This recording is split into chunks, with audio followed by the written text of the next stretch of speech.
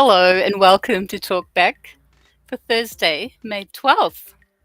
Good to see you and thanks for joining us tonight. Tonight we have a lot to unpack. Tonight's going to pack a punch, for want of a better word. We're entering into a dark societal subject. It's quite rife in New Zealand. It's called domestic violence, and it's not exclusively happening in one section of our community. It's been around ever since the dawn of time. In the olden days, men were allowed to control and feel above their partner, and if the woman tried to attack the male, then she would be punished. That was happening in the 1700s, 1800s. But just let me make it abundantly clear, this is not an attack on males whatsoever. Abundantly clear. So we want your contributions. We want to know your views on what can we do to help. What can society do to help this really, really, really touchy, awful subject. So the decision to leave for the person that's being manipulated, abused, controlled, that is the toughest decision for the victim. So if you know someone that's under threat, I think if you could help them reach out to a domestic violence organization, then you can help them develop a plan to leave. Yeah, so yeah, I'm pretty nervous about this. This is quite a it's a pretty sensitive topic, so we just want our little disclaimer is we don't want anyone to get like highly offended by this. We just want to share. We've got a survivor backstage who's willing to share what she's been through. To what extent, we don't know, but she's now turned her life around and she's a voice. She's an advocate. So let's crack into the interview, and I'm going to introduce you now to your beautiful host, Michelle Henderson. Hi, Michelle. Hi, Selena. How are you? Good, thank you. Let's bring your guest straight in. Yeah, thank you for being here. No worries. Like you were saying, I'm excited about the subject being, obviously it's a super sensitive subject that will trigger potentially a lot of viewers that may be watching, but my whole idea behind this is to help educate people that are in similar situations so that they can find help and also feel like they can have a voice to be able to find solutions and not feel isolated or alone. You know, it's such a common thing, unfortunately, worldwide, but especially in New Zealand, for females and males. So I think the more that we openly discuss these kind of things in public discussions, I think the more people will have the confidence to actually do something about it and be able to identify when it's time to leave. Yeah, and take action and find that strength and self-care, and find the light. It's like I don't have a candle, so I'm just shining a light on this and wishing anyone out there who is suffering, I'm going to send you an angel, and we love you, and you're not alone. Let's bring in Anna. Okay.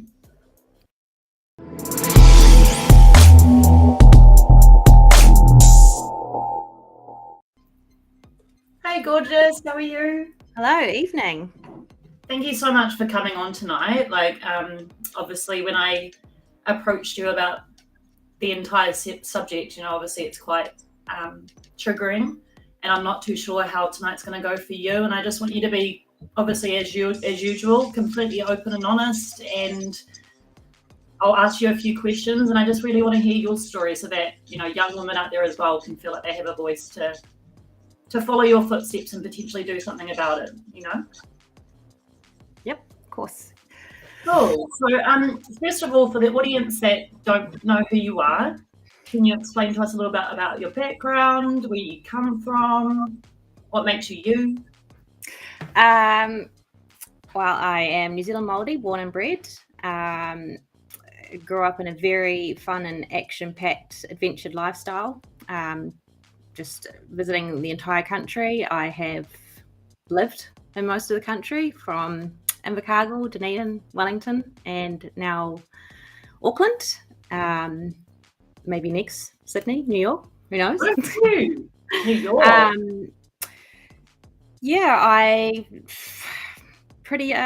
always been very independent. I've grown up a single child, but I do have half siblings, who are both part of my life,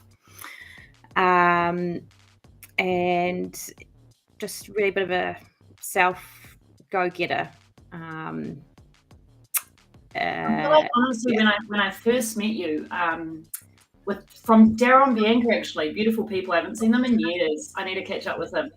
But I feel like when I first met you, you were just so vivacious and outgoing, and I could tell that you were a super driven, independent person. Like, I could just feel that from your energy.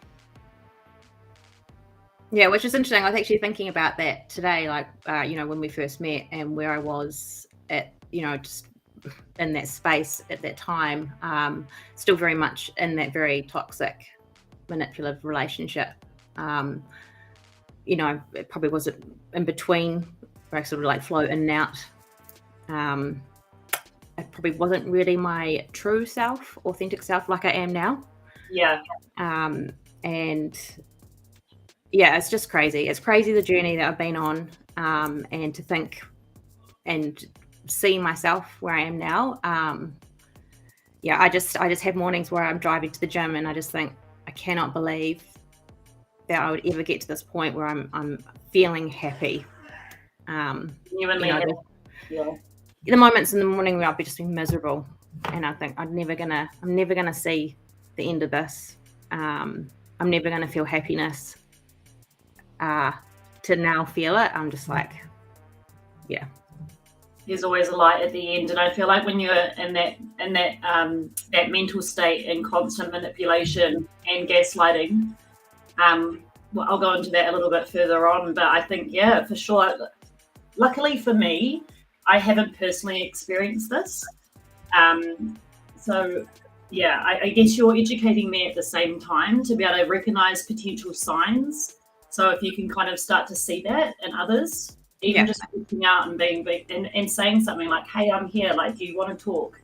I don't know. And that has really been my sole purpose and my why, because I had no idea what I was going through until I joined a private group on Facebook and saw other people going through the exact same behavior with their partners and their family members. And I was just like, what is this?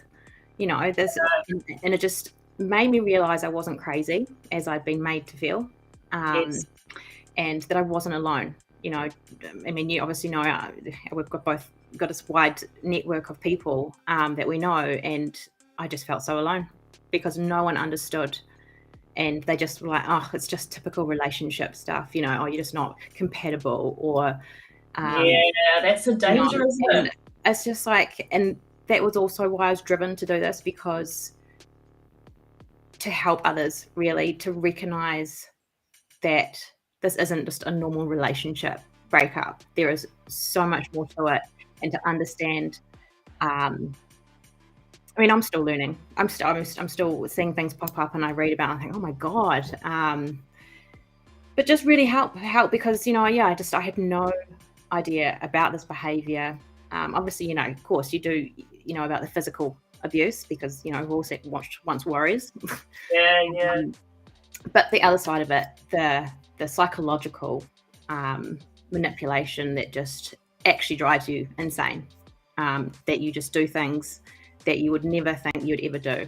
Like, I was pushed to my limits. I snapped, the things that I would never do. Yeah. And then, I think you almost get potentially to that point where you almost go into survival mode, whether that be, mentally, emotionally. If you get pushed to that extreme, of course you wouldn't recognize a behavior that you're probably not used to, because it's survival. You just live a normal day to day. And you get to a point also where you're like, you're mirroring their behavior. So you're like, well, it's okay for you to do it, then I'll do it. But then when you do it, no. Like, I know, I can hear what you're saying. It's kind of like, if you're manipulated to that point where you're starting to mirror one another's behaviors, obviously that turns into gaslighting, when they can be like, well, you're doing it. And it's learned behavior. Do you believe that, narcissism, I haven't done much research on it, but are people, do they have that genetic makeup to just naturally have that in them, or is it a learned behavior? Yeah, well, I mean, it's probably still on the cards and being debatable, but, through my research, I have learned some things where it can stem from childhood in terms of how parents can either be too overprotective or underprotective. And so the child develops this sense of fake reality, really, to just, I guess, I can't even think of the words, like hide, just to protect themselves from that. And so all they know how to do is lie and manipulate. Okay. So it comes down to almost, the way that they're trained to as such as children, based on the way that they're raised. Yeah, some cases. I'm not going to say that's in all cases, but yeah. I think the other thing that's really important, and my purpose as well, is to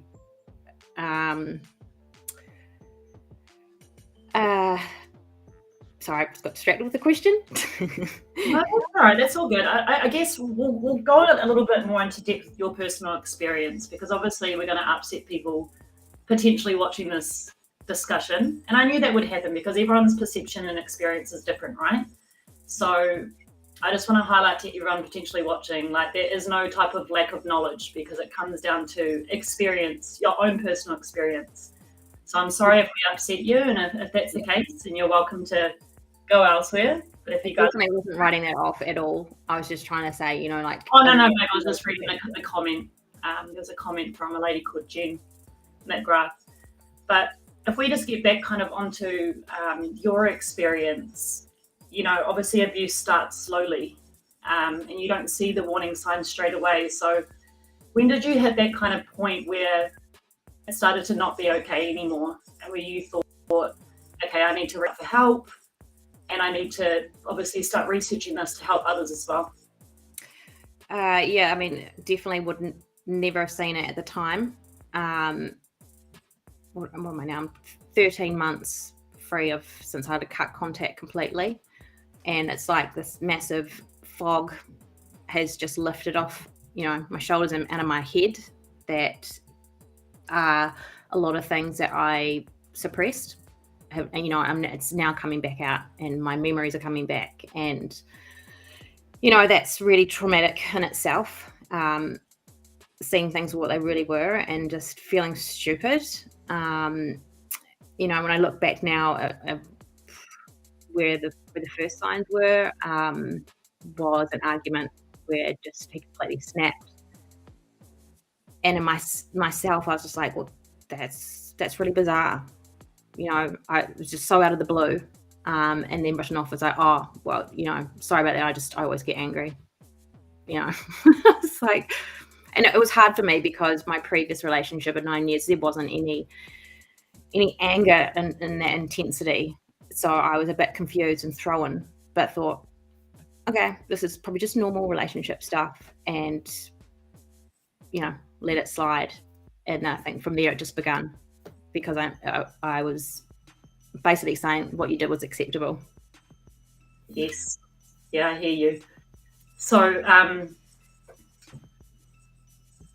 it's a hard subject, but like, do you talk to him at all? When you go to therapy, like, did you completely have to cut contact off with him? Like, what was the process? It was like going cold turkey, and you have to, because you really are actually addicted to this person, and not in a healthy way. So like, just, someone wants to quit smoking, what you do, you either you just cut it off, you go comply, you just can't. I think in my case, I'm really lucky we don't have kids, and I've seen a lot of people in our support group that really struggle because they've got that connection still, and just having no contact at all is really the best way to get your life back. You just cut yourself free from that manipulation. Because you were discussing, you're obviously talking about it being an addiction, like obsessive kind of behavior. Is that, would you say that's the same thing as codependency, almost too much codependency on one another? Yeah, so I talk about it in my podcast. I'm going to give an example of a gambling machine where, you go and put your money on a gambling machine and you keep giving yourself, and then sometimes it will reward you. And so you get that feeling of, oh, awesome. But then it takes and takes and takes from you. But then by then you're already addicted because at some point they're going to come, that good feeling's going to come again. And so you're just continually waiting for that next, bit of, oh yeah, there it is. Yeah. Did your friends and family recognize anything? Because you said that you felt quite alone. So were there any warning signs that they could have picked up from you during that time in your life? Obviously they weren't happy about the whole thing. My family probably struggled the most. They knew pretty much from right away that, this wasn't a good person. Yeah. But I'm one of my qualities, I suppose, is I'm not a quitter, and I don't like to give up, and I'm very stubborn as well. Yeah. It's hard because you're so deep in the manipulation that, people trying to tell you, and I talk about again as in my podcast, I had a friend who just got so frustrated and fed up, sent this huge long message on Facebook Messenger, just really giving it to me how he felt about the relationship.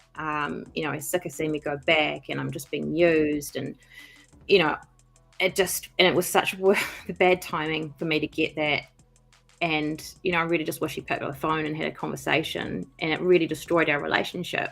But fast forward to now, like, we're really good again, and we're rebuilding that friendship and stuff. And I kind of explained to him, like, hey, you need to listen to my podcast because I think you might benefit from actually understanding what I was going through, and just because people don't understand you're bonded by trauma, or you're being gaslit, or you're being manipulated. Yeah. Can you talk to me a little bit about obviously manipulation and a little bit more about gaslighting? Like, what would be some examples? Not necessarily personally yours, but like you said, I guess a lot of people would assume that if you talk to your friends about your relationship, they may just say, well, you guys, it's normal to argue, it's normal to have a fight with your partner. But what would be, trigger signs that things are not great? Knowing you said something and being told you didn't say it. Or, my example was, why aren't you doing this? And they're like, I am. Gosh, you're losing it. And I'm like, but I've got the hard evidence to back up what I just said. Yeah. And yeah. So they almost shatter your own reality, because you think, am I hearing things like, and then you start processing and doubting yourself, which then gives them power to basically do whatever they like, really. You're handing in your power.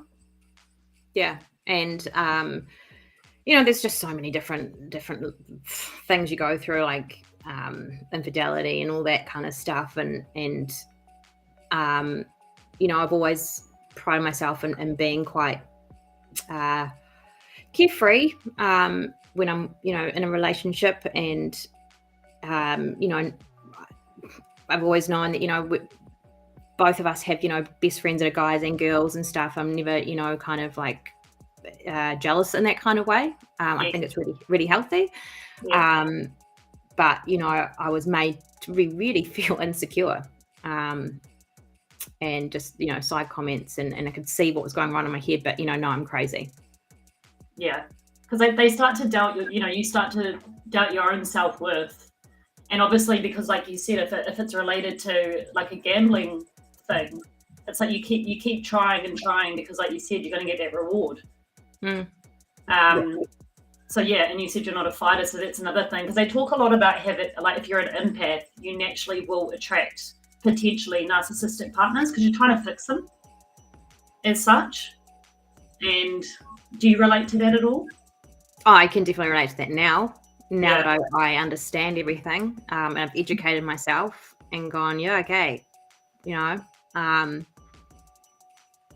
yeah, 100%. And If you- there is no rescuing or no helping these type of people because it's just how they are. Yeah.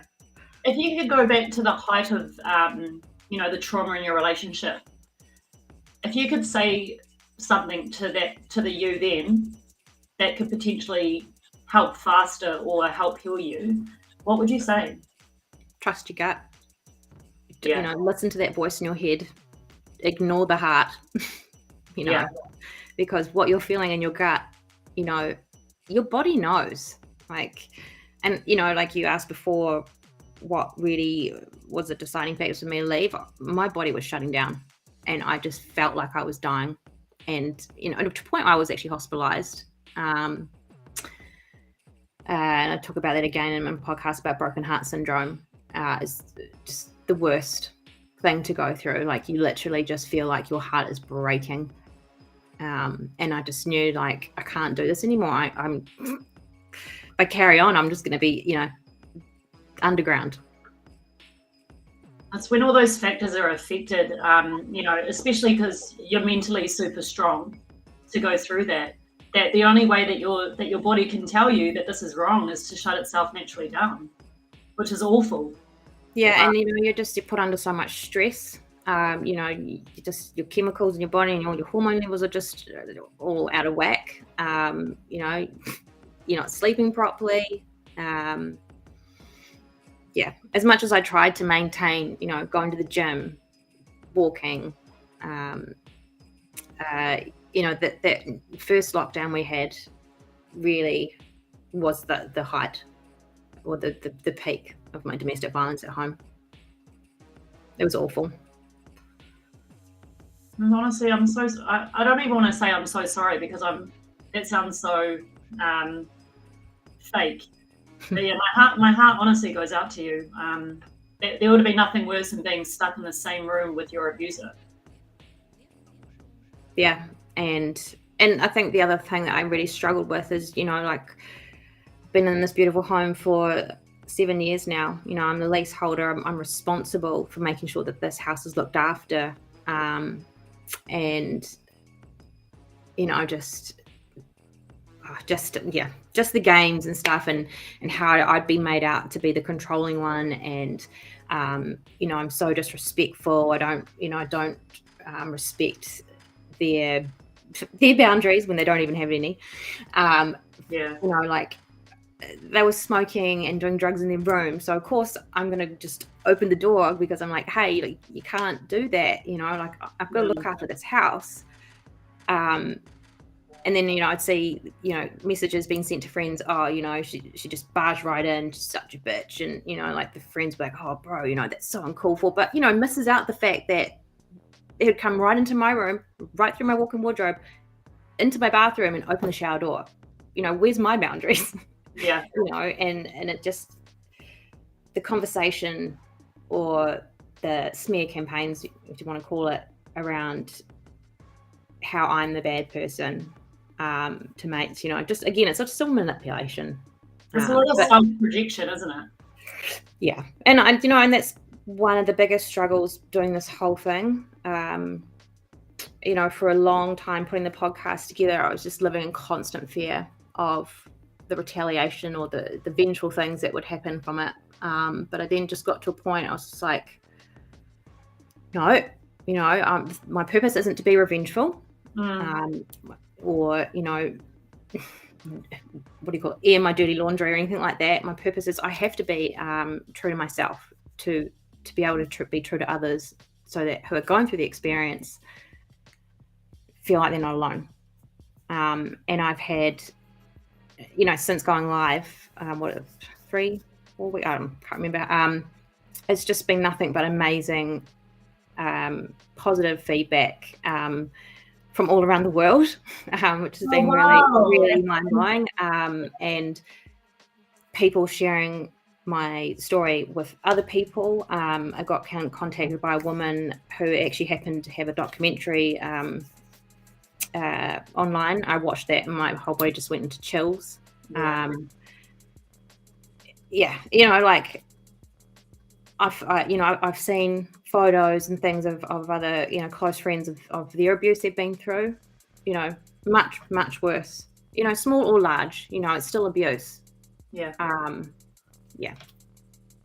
can I just say thank you so much for being brave enough to potentially put yourself on the line to help others.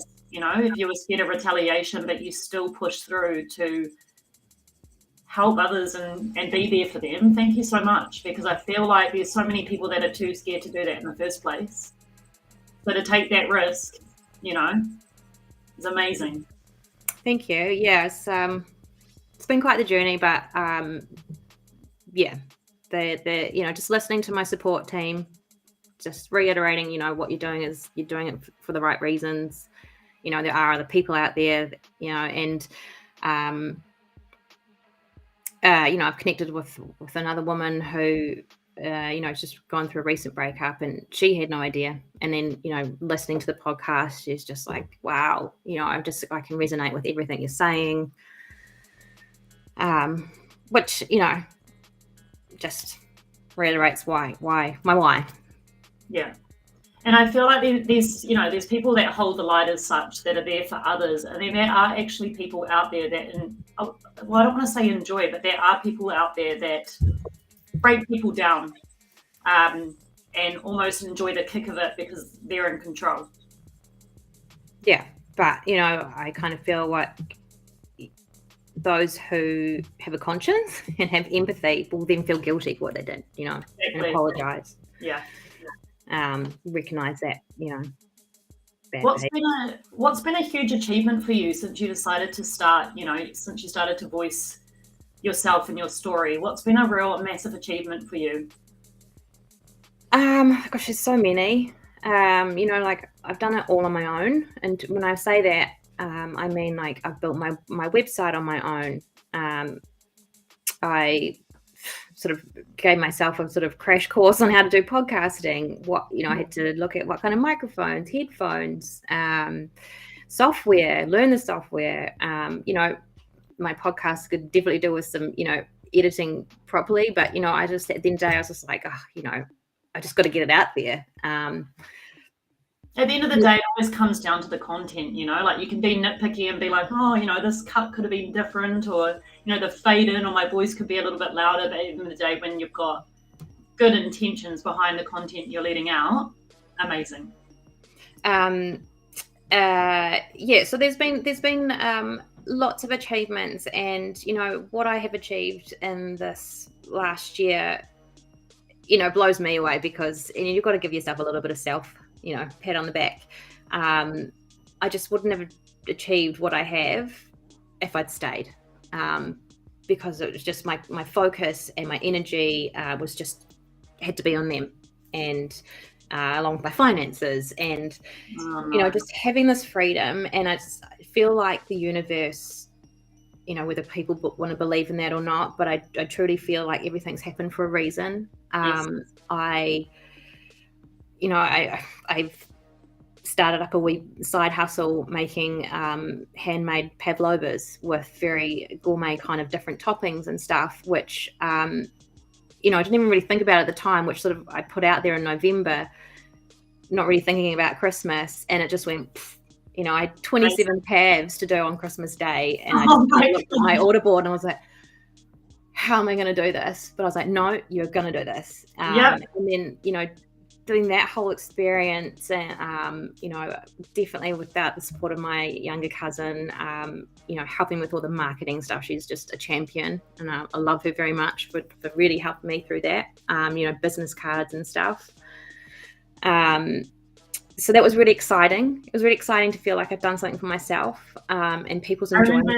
I remember you posted about it, and I was like, oh my God, yes, so cool. And that's when I obviously had in my mind, I was like, oh my God, I'd love to chat to you on Talkback. Yeah, and then I don't really know how my podcast kind of came together. Like originally in my head, I was going to write a book. And then that kind of shifted. And then I wanted to do a cooking show with all the things. I love cooking. And that, then my paths came along. So the whole cooking kind of idea kind of took a back seat. And then I was just like, I want to do a podcast. And then I think, everyone has their own way of going through their healing journey. And for me, definitely was just the whole lead up to recording. Like I wrote all those episodes. And for me, writing it out and reading them over, I cried lots of times reading them because I'm just like, I can't believe I went through this. Yeah. But that was really healing for me to just get it all out. And that's a perfect example of someone, turning pain into power. And as soon as you took your power back, you focused on you. Yeah, and then, and then, as I was saying, like the universe, it almost felt like obviously just went, yep, there's that shift in you. You are ready to take on the next chapter of your life. And I was approached for my dream job. And I just don't even like. I'm my third week in my new job, and I'm loving it. And it's just weird how it happened. I just, I was approached, and then I was just kind of like, oh yeah, he's another HR kind of, recruiting person. I didn't really kind of understand when I read the JD. I was just like, oh yeah, well, okay, I'll have a listen. And so, normally if I'm applying for a job, I'd get right into it. I go to the website, I'd find out all about it. I'd dress nicely, well, from here up, because no one wears. Yeah, unless you're wearing tights, like a crop. As long as you look at from here up. So I turned up to this, what I just thought was a catch up in my activewear. It was actually my first interview with my manager, and then had a second sort of, again, I thought was just a chit chat with the team members. And then later that night, they sent through an offer, and I just rang Mum. I was like, "Are you sitting down? This is insane." Yeah. And it's not just the package deal, but it was the opportunity for my development in my career and where I'm going, and it supports everything. Aligns with all my values, and that money package is just about a bonus on top of that. But it just all sort of fell into place, and within 13 months. Well, they say, obviously, the most work that you should do is on yourself. And I feel like, honestly, as soon as you love yourself enough to say, this is what I'm worth, everything comes to you, like everything you could have dreamt of.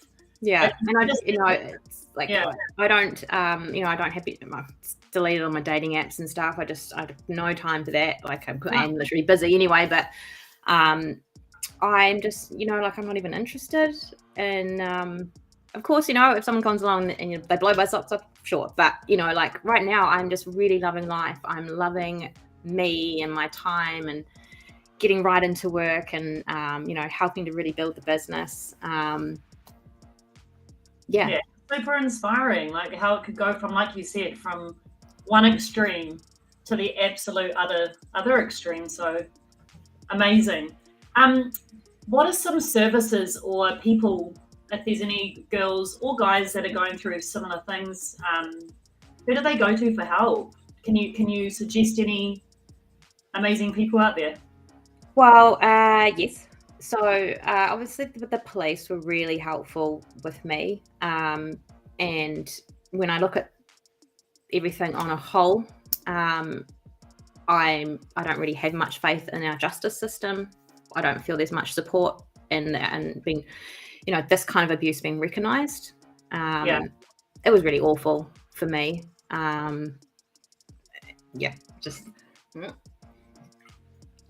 Just like judges having no empathy, and there's I saw an article on the news last night by Kennett down in Mana, just talking about, just how really traumatic it is for us to go to court, and it's such a long drawn out process to have to relive those things again. It's constantly triggered. But, like the police, I felt were really helpful with me because they're on the front line. They see these things, they understand. I'd have lengthy conversations, about things, and they would raise their concerns. They could just, know these types of people. The victim support people in court, awesome. Yeah. Just so helpful and really lovely. She'd stay behind late at work, to talk to me and play recordings from court. And even though she had to be home herself, she'd stay there until I'd finish listening. And just really beautiful. And people that shine, no judgment. A lot of us go back many times, and they just welcome you back and they support you. And they give you recommendations for other courses that you can go to. So I went to a women's support group, and did that for I think 6 weeks. And I've made really lovely friends. I'm still friends with one of the girls, and just really supporting each other. And then you've obviously got Women's Refuge as well. Mm-hmm. I mean, there's lots of organisations out there that are helpful. Those are the key ones that you felt were the most beneficial for you. And I think the beautiful thing about going to these services is when you are actually surrounded by a collective of people that have experienced similar things. You can help one another, and you can obviously grieve together, because like you said, people either don't recognise it or they brush it under the carpet, which they shouldn't. A lot of people do it. Oh, no, I don't want to acknowledge that. It's not happening. It will go away if I don't talk about it. Like, it won't go away, especially mental abuse. Mm. If anything, worse and worse, because, your boundaries are getting pushed further and further. You lose reality, and then... And you lose your support network as well with your friends and family, because they get so frustrated and they don't understand what's going on. And so they just go, oh, I'm done with you. And so then you become more and more isolated. And then you feel like you can't talk to anyone, because why do they want to listen to you talk about the same thing? Because you're not changing anything, you're not doing anything, you're just still stuck there. Yeah, totally. And I feel like that's the whole thing. It's like, at the end of the day, as friends surrounded around someone that could potentially be going through that, that's why we have 2 ears and 1 mouth, because you just have to listen. Even if it's potentially the same thing, you still just have to listen, and you still have to empathize, and like, don't just cut it off. And I guess it's so easy for people to be like, I've heard it all before, I don't want to hear it again. Like, that's why I think this discussion is so important, because it's not necessarily just for the victims, but also friends of the victims. It's not always the same case. And I think, if looking back, if something actually happened, whether that be death or suicide or any heavy subjects like that. Yeah, and there's there's other people that unfortunately have ended in death. I mentioned that in my podcast about Gabby Petito over in the States, where she was definitely going through abuse and ultimately ended up being killed by her partner by strangulation. I think I read that statement on your website. Apparently, is it 750% more likely to be killed by your partner if you've been strangled? Yeah. Wow. So that really hit home for me, because obviously I was strangled as well, but also the girlfriend before me was. In both those cases, written off in their eyes as nothing. Apparently it was only for mere seconds, but it did not feel like that to me. And I had the hand marks around my neck and had a photo of it. But going through this whole process and researching and finding out this kind of information, it just kind of really, I'm just like, wow, shit. I think it's like any traumatic thing in your life, whether that be, a car accident or abuse. It's like you don't actually realize the magnitude of how bad it is until you're looking back. Yeah. And just really saying, like I said to you earlier on, like, that fog's lifted. And just really, when things come back into my head, and I'm just like, oh my God, like, Yeah, I mean, I can laugh now because I am so much stronger, but I'm not laughing because it's funny. I'm just laughing just because it's just, I can't believe that I went through that. For sure. But I think honestly that's why the beautiful thing about your journey is that now, like I said, you can offer advice to people and help. Like I said, a lot of people I think may potentially do their own healing journey, but still kind of, would you believe that a lot of people may be embarrassed about what they might have gone through and want to keep it to themselves and not talk about it? I can say yes, and not for all, but from people that I know that are in my life and have gone through some situations, we have talked about it and they do feel embarrassed, and the kind of the shame that comes with it, and because you're so broken down and drilled into your head that you're basically worthless, so to talk about it with others, you just feel embarrassed, and it's hard to kind of explain. Yeah. Would you have, just because I'm just looking at the time and I'd love to keep talking with you, how do people find you if they feel a little bit more, if they've watched this podcast? How do people find you, babe? Like on Instagram? What works if they wanted to reach out to you specifically? Yep. So there's a contact form on my website, which is annaallis.co.nz. And, just on that topic in terms of, my contact form, like I really wanted to make this a good point as well, is like domestic violence or narcissistic abuse, women aren't at the end of it, they can be the abuser as well. And, I really want to make that clear, like, men go through this as well. And I have had men contact me and go, I've listened to your podcast and oh my God, I'm going through that as well. And I'm glad that it's starting in those discussions and men do feel comfortable to come forward. Yeah. I am in the process of putting together season 2, which is interviewing people, like you and I are, and for them to talk about their journeys, and getting men as well. I have another friend who wants to talk about it from being in the gay community, because she said it happens a lot in there as well. So yeah, it's just really bringing that awareness out. And that's why I find you so inspiring. It's awesome, and it affects all walks of life. It's common, unfortunately. So please, if anyone out there is suffering from anything related to obviously the subject we're talking about, and it's so broad, abuse, please don't be embarrassed to ask for help. If you feel like your friends don't understand, or if you feel like you might have gone to your friends for support and they just brush you off, please either go to Anna or services that can honestly help you and walk you through the process professionally. Because I guess to some degree, friends can only offer so much help, because if they haven't experienced it, and so I've got some support organisations on my website as well that you can click through to.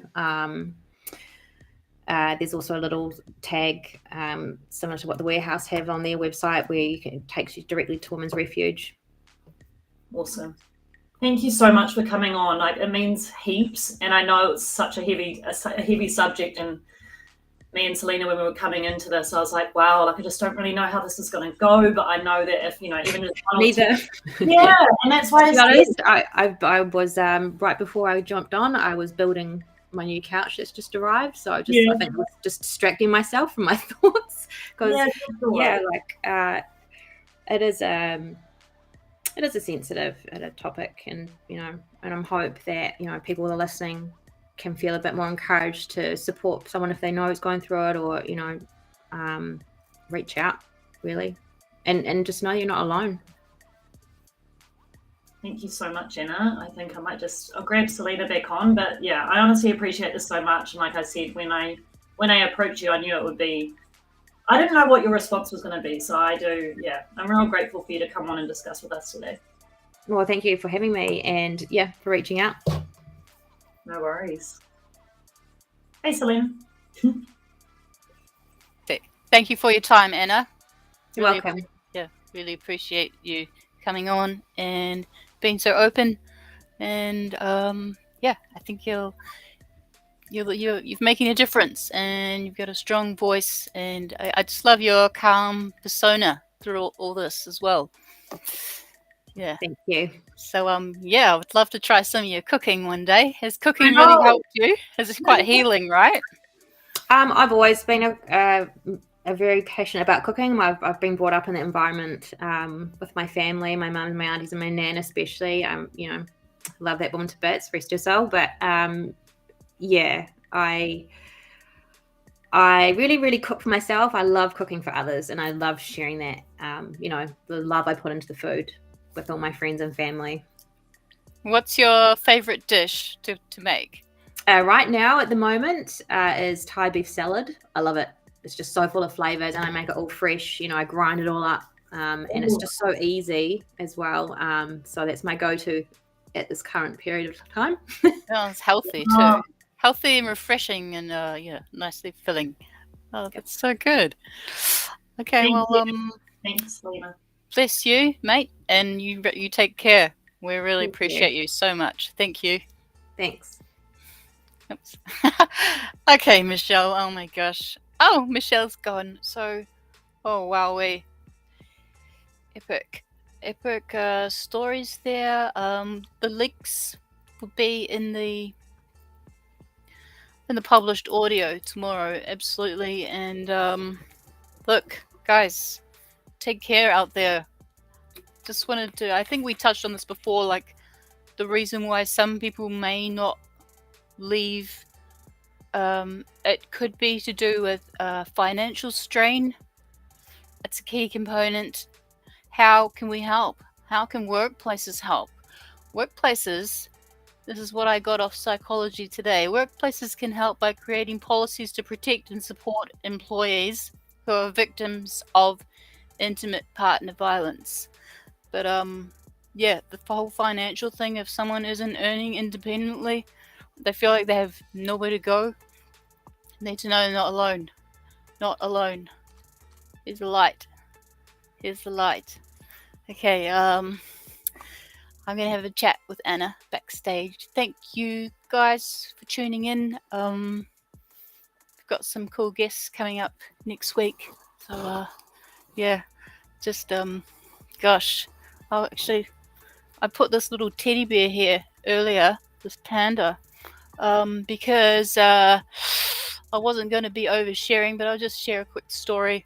As a youngster, I saw something, you know, my relative got hurt. Won't say who.